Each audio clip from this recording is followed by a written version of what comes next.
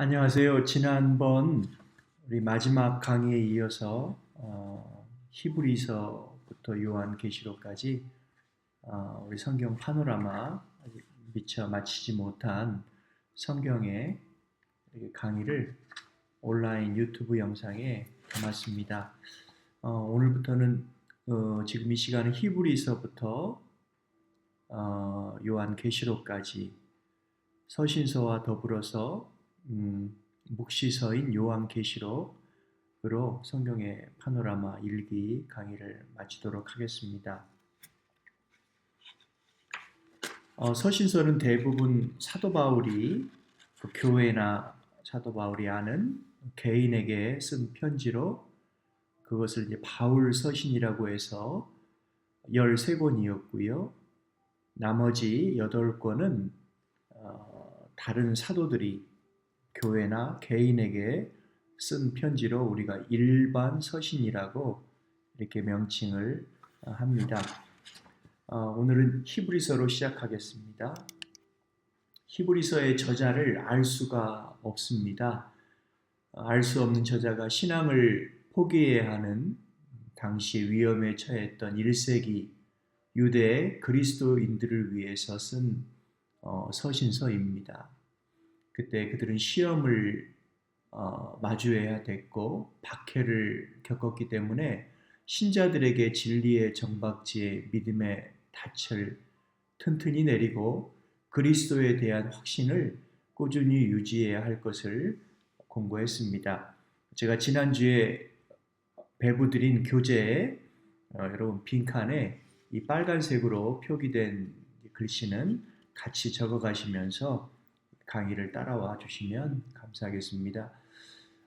히브리서에는 그 세 사람의 성경 인물을 통해서 우리가 어떻게 그 시험과 박해를 당할 때에 인내를 해야 될지 그 본을 보여주고 있는데요. 첫 번째는 믿음의 조상이라고 하는 아브라함입니다. 아브라함은 약속을 붙들고 오래 참을 수 있었습니다. 하나님께서 75세에 그를 부르시고 100세의 늦은 나이에 불가능한 나이에 아들을 주셨잖아요.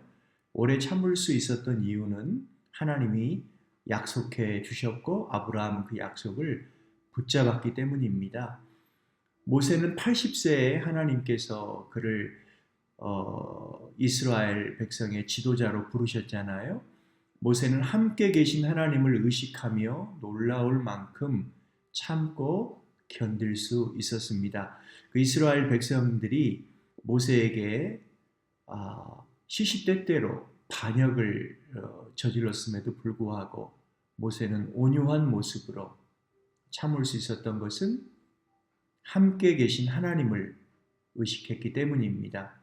두 사람과 더불어서 예수 그리스도, 예수님은 그분 앞에 있는 기쁨을 위하여 혹독한 시험과 저기에 찬 반대를 참으실 수 있었습니다. 십자가의 고통을 참으실 수 있었습니다.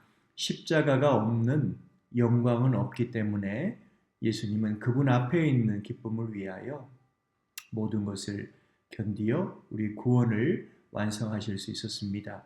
인내의 봄이신 예수 그리스도 뿐만 아니라 완전한 선지자요 제사장 왕이신 그리스도를 히브리서 저자는 조명하고 있습니다.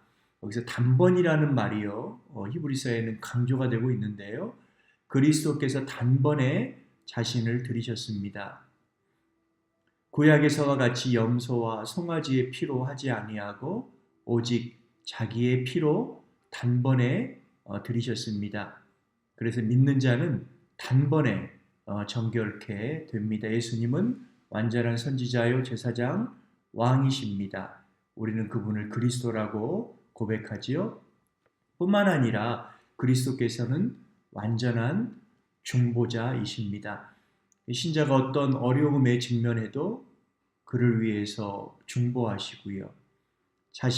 자기를 바라는 자들에게 구원을 온전케 하기 위하여 다시 오실 그리스도를 우리는 바라보아야 되며 시험과 박해 가운데서도 인내해야 할 것입니다. 이것이 히브리서의 주제요, 강조점입니다. 그 다음은 이제 야고보서. 이거는 예수님의 야고보가 형제죠. 동생이면서 예루살렘의 지도자였던 야고보가 그 교회, 그 당시 교회에 쓴 편지. 그래서 그 저자의 이름을 따서 야고보서라고 서신서의 이름을 명명했고요. 야고보가 책망했던 내용은 행함이 없는 믿음이었습니다. 행함이 없는 믿음. 그럼 행함이 있는 믿음은 무엇일까요? 야고보서 2장 24절, 사람이 행함으로 의롭다 하심을 받고 믿음으로만 아니라. 약간 고개를 갸우뚱하실 수 있는데요. 예수 그리스도를 믿기 전에 구원을 얻기 위해 한 행동은 쓸모가 없습니다. 왜냐하면 행함으로 구원을 얻는 것이 아니기 때문에 그렇습니다. 그렇지만 믿은 후에는, 예수님을 믿은 후에는 그에 걸맞는 행동이 없다면 구원받았다고 할 수가 없습니다. 오직 믿음으로 우리가 구원을 얻지만, 구원을 얻었으면 행함 있는 믿음으로 살아야 한다는 것이 야고보의 신학이요 주장입니다. 그렇습니다.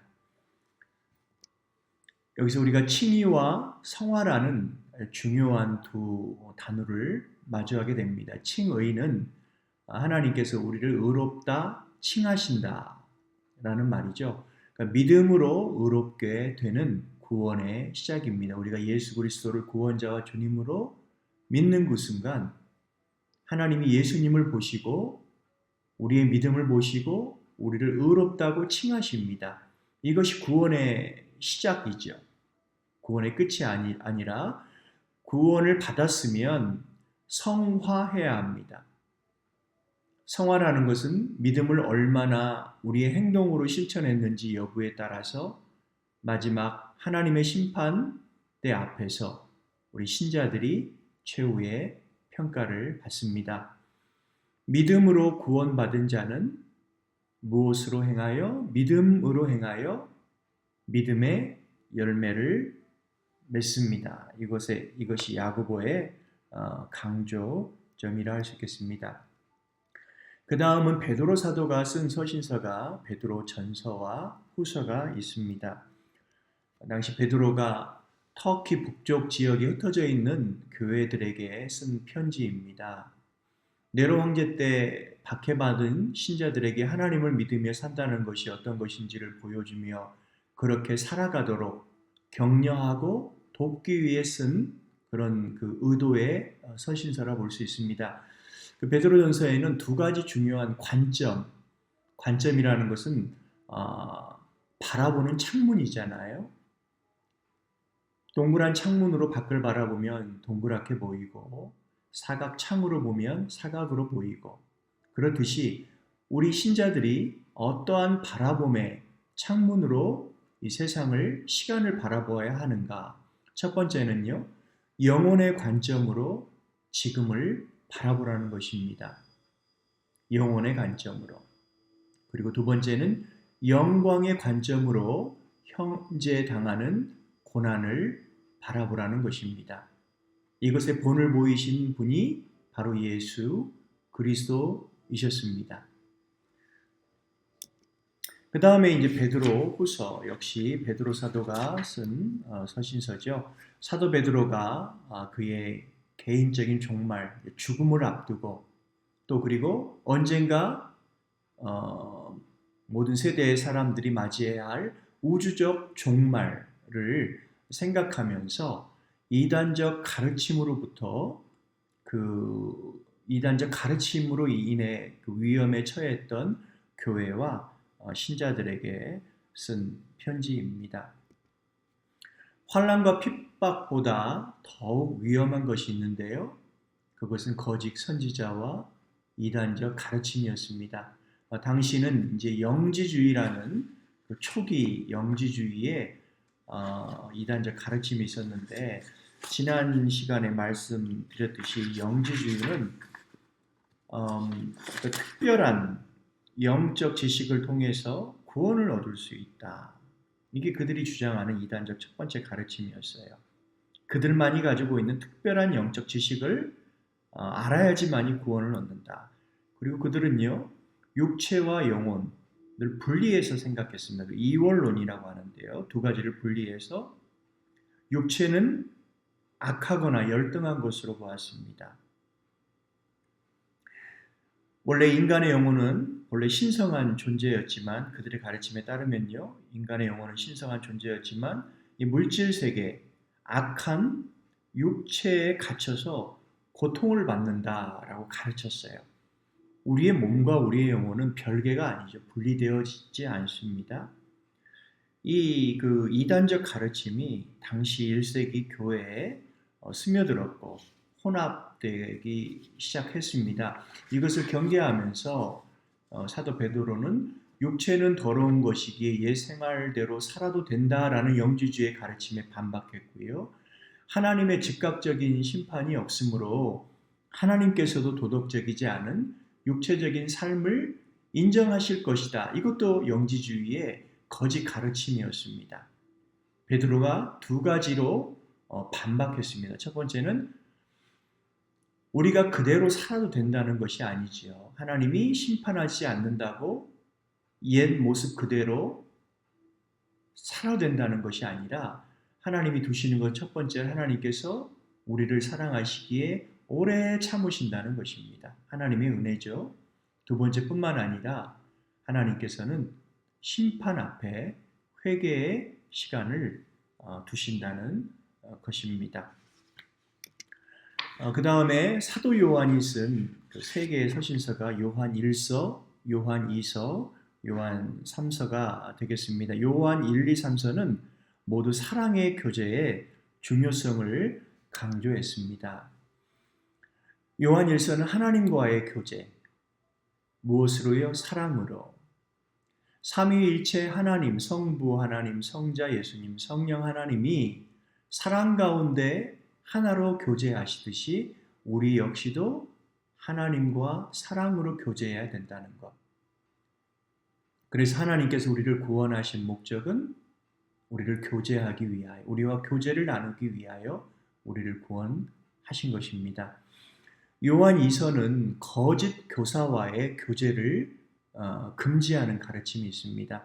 당시에 교회에는요, 거짓 교사들이 우리 성도들 가정에 방문하여 머물면서 거짓 가르침을 퍼뜨리는 경우가 많이 있었습니다. 그들과 사랑이라는 이유로 교제를 하는 자들이 있었던 것 같아요.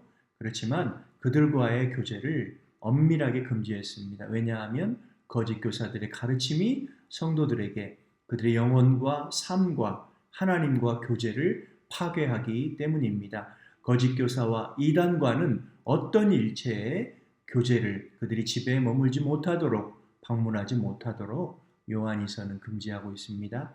요한 3서는 가이오와 같은 믿음의 동역자를 격려했고요. 이단적인 행동을 일삼는 디오드레베를 책망했습니다. 우리가 사랑을 하되 사랑은 절제 가운데 그리스도 예수 가운데 사랑을 해야 된다는 것이죠.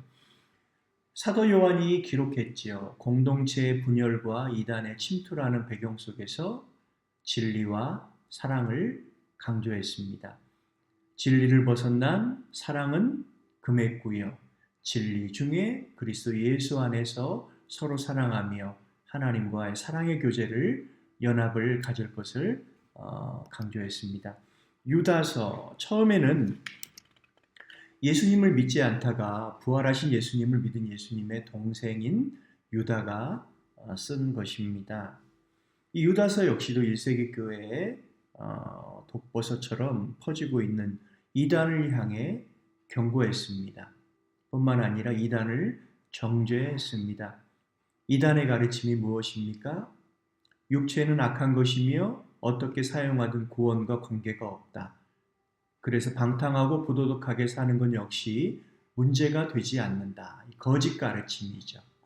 성도들의 삶을 옛 생활로 돌이키게 하는 그런 미끼와 같은 거짓 가르침 가운데 우리 성도들은 어떻게 살아야 되느냐? 믿음의 도를 위해 힘써 싸우라 하였습니다. 믿음의 도를 위하여 힘써 싸우라. 이단과 싸워야 된다고 했습니다.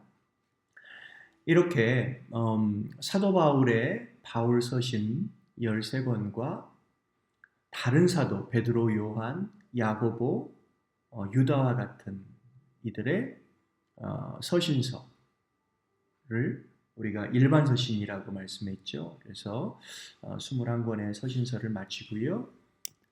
마지막 우리 성경의 마지막 그 권인 요한계시록, 신약 성경에는 마지막 묵시서가 되겠습니다. 예언서가 되겠습니다.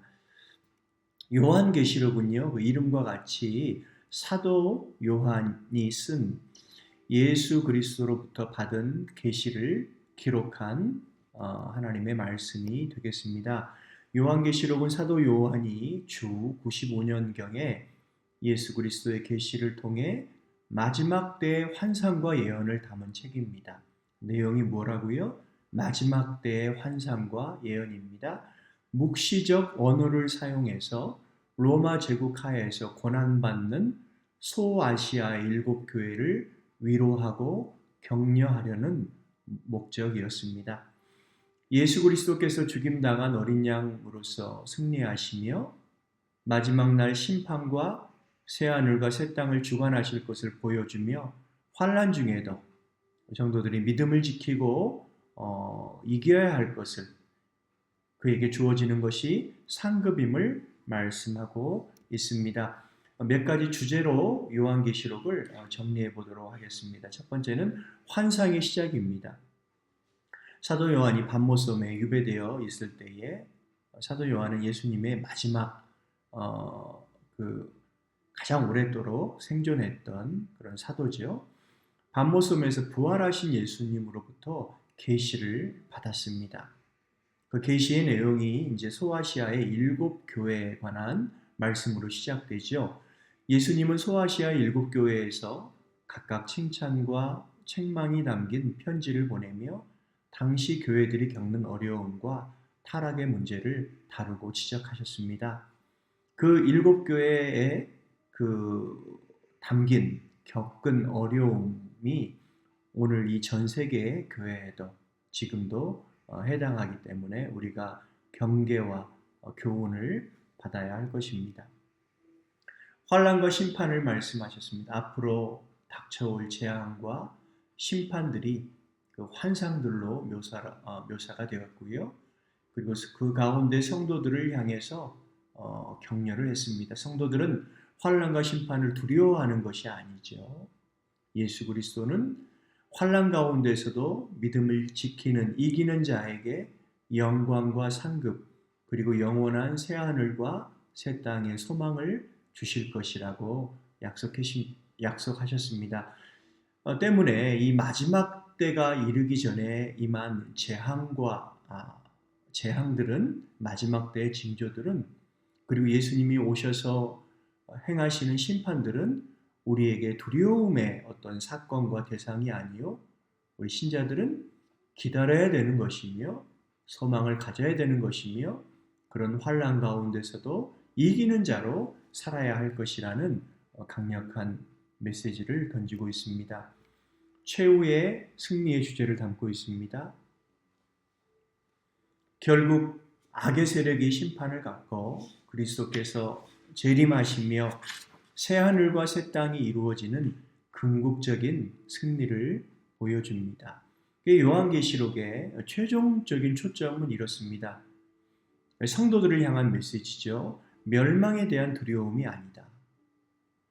우리 성도들은 하나님 보좌 앞에서 드려지는 예배가 완성될 것이며 믿는 우리들은 승리할 것이며 예수 그리스도와 함께 통치할 것이라는 어떤 소망의 초점을 맞추고 있습니다. 이것이 요한계시록의 우리 성도들에게 그리고 지상에 있는 교회에 주는 메시지요 소망이라 할 수 있겠습니다. 우리가 성경의 파노라마를 지금 14번의 강의를 통해서 창세기부터 요한계시록까지 마쳤는데요. 파노라마라는 것은 펼치다는 거예요. 처음부터 마지막을 하나로 펼쳐 멀리서 내려다보듯 한눈으로 본다는 것이죠. 성경을 한눈으로 보니까 중심된 초점이 있었습니다. 구약 역시도 예수 그리스도요. 신약 역시도 예수 그리스도요. 예수님께서 승천하신 이후에도 예수님이 성경의 초점이라고 할 수 있습니다. 그 아래 사파를 보시면은요. 그 십자가가 있고요. 십자가 밑에 있는 것은 이제 성경이라고 할 수 있습니다. 역사, 성경을 우리가 역사, 체험, 예언으로 이렇게 구분을 해서 구약과 신약을 보았죠. 왼쪽은 구약입니다. 하나님이 만물을 지배하십니다. 그 가운데 히브리 민족, 유다 백성을 하나님께서 선택하셨습니다. 그들을 통해서 다윗의 일가가 나타났고요. 마리아를 통하여 이제 신약을 하나님께서 여셨습니다. 이 구약의 초점은 결국은 예수 그리스도의 이 땅에 오시는 것, 성육신에 맞춰지고 있습니다. 예수님께서 유대인으로 태어나셨습니다. 예수님께서 고난당하여 죽으시고 부활 승천하신 다음에 오순절에 성령님께서 충만히 임하시자 교회가 예루살렘에서 시작되었습니다. 이 복음은 유대인만의 어떤 그 복된 소식이 아니라 그 복음이 당시에 핍박을 받자마자 그들은 사마리아와 시리아와 유럽 땅까지 이방인에게까지 복음이 전파되었습니다. 그리고 어느 날 예수님께서 다시 오시기 전에는 이 지상 가운데 대환란이 우리에게 임할 것을 주님께서 예언으로 말씀하셨지요. 예수님이 반드시 오신다고 하셨습니다. 오셨을 때에는 예수님이 이 만물을 새하늘과 새 땅으로 회복하시고 만물을 지배하신다고 말씀하셨습니다. 이 모든 사건과 어떤 민족, 이방인과 유대인 이런 것의 중심에는 예수 그리스도, 구약과 신약 역시도 예수 그리스도라는 초점을 통하여 우리가 하나님 말씀을 이해하고 받아 먹을 때에 우리 역시도 주님 오심을 소망하며 오늘 우리가 겪는 일을 바르게 해석하며 살아갈 수 있다는 것이 성경이 주는 우리에게 중요한 교훈이라 할 수 있겠습니다. 강의를 마치면서요. 요한계시록 22장 20절, 21절의 말씀, 성경의 마지막이 되는 말씀인데요. 우리 같이 읽고 강의를 마치도록 하겠습니다. 이것들을 증언하신 이가 이르시되 내가 진실로 속히 오리라 하시거늘 아멘 주 예수여 오시옵소서. 주 예수의 은혜가 모든 자들에게 있을지어다. 아멘. 기도합니다. 하나님 감사합니다. 14번의 만남을 통하여 하나님께서 우리에게 주신 최고의 선물인 성경을 하나님 멀리서 한 가지 예수 그리스도의 그 초점이라는 가르침으로 우리가 공부할 수 있었습니다. 하나님 내 머릿속 말씀이로 그치지 아니하며 내 가슴을 움직이고 나의 삶과 내가 당하고 있는 사건과 경험 가운데 하나님 말씀 곧 예수 그리스도를 소망하며 오늘도 인내하며 살아가는 복된 그리스도인들 삼되게 하여 주시옵소서. 주님 배웠으면 가르치라고 하셨습니다. 우리도 먼저 믿은 자 되었사오니 영적인 자손, 영적인 제자가 우리 사랑하는 성도님들을 통하여 낳고 길러지게 하여 주시옵소서. 하나님 모세가 아버지 여호수아를 사도 바울이 디모데와 디도를 양육하여 그들의 사역을 이었듯이 우리의 다음 세대 역시도 하나님 말씀으로 양육 훈련되어질 수 있도록 주님 먼저 믿은 먼저 은혜 받은 저희들을 복되게 사용하여 주시옵소서. 함께하여 주신 예수님께 감사드리오며 예수님 이름으로 기도합니다. 아멘.